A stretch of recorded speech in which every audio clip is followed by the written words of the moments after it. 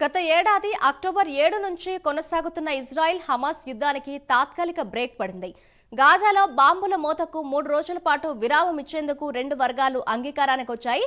6,40,000 మంది చిన్నారులకు తొలి రౌండ్ వ్యాక్సినేషన్ వేసేందుకు ఈ నిర్ణయం తీసుకున్నామని ప్రపంచ ఆరోగ్య సంస్థ సీనియర్ అధికారి వెల్లడించారు.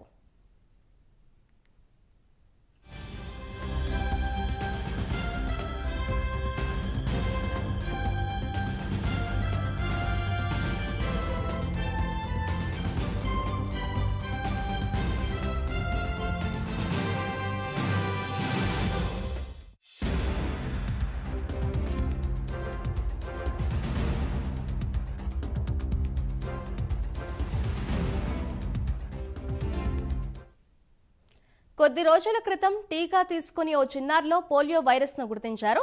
గాజా ఏరియా గత 5 ఏళ్లలో తొలిసారి ఈ కేసు వెలుగు చూడటం తీవ్ర ఆందోళన రేకెత్తిస్తోంది. ఈ నేపథ్యంలో పోలియో వ్యాక్సిన్ల పంపిణీ నిమిత్తం మానవతా దృక్పథం కింద విరామానికి ఇరు వర్గాలు అంగీకరించాయి. ఆదివారం నుంచి వ్యాక్సిన్లు వేసే కార్యక్రమం ప్రారంభం కానుంది. తొలుత సెంట్రల్ గాజా, తర్వాత దక్షిణ, ఉత్తర గాజాలోని చిన్నారులకు టీకాలు వేయనున్నట్లు ఆరోగ్య సంస్థ తెలిపింది. మొదటి రౌండ్ వేసిన 4 వారాల తర్వాత రెండో విడత టీకా వేయాల్సి ఉంటుందని తెలిపింది.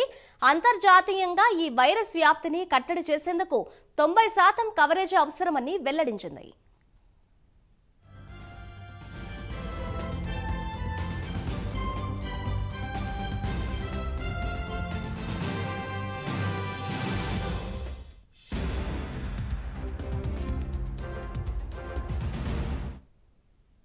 ఇక ఇదిలా ఉంటే గత నెల పాలస్తీనాకు పోలియో మహమ్మారి ప్రాంతంగా గాజా ఆరోగ్య శాఖ ప్రకటించింది.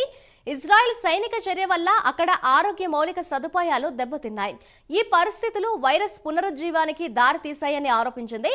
దక్షిణ ఖాన్ యూనిస్ ప్రాంతంలో సేకరించిన మురుగునీటి నమూనాల్లో CPV2 రకం కనిపించిందని ప్రకటించింది. వైరస్ ఉనికి గాజా స్ట్రిప్ సహా పొరుగు దేశాల్లోని నివాసితులకు ముప్పుగా పరిణమిస్తుంది. ప్రపంచ పోలియో నిర్మూలన కార్యక్రమానికి ఎదురుదెబ్బ అని పేర్కొంది.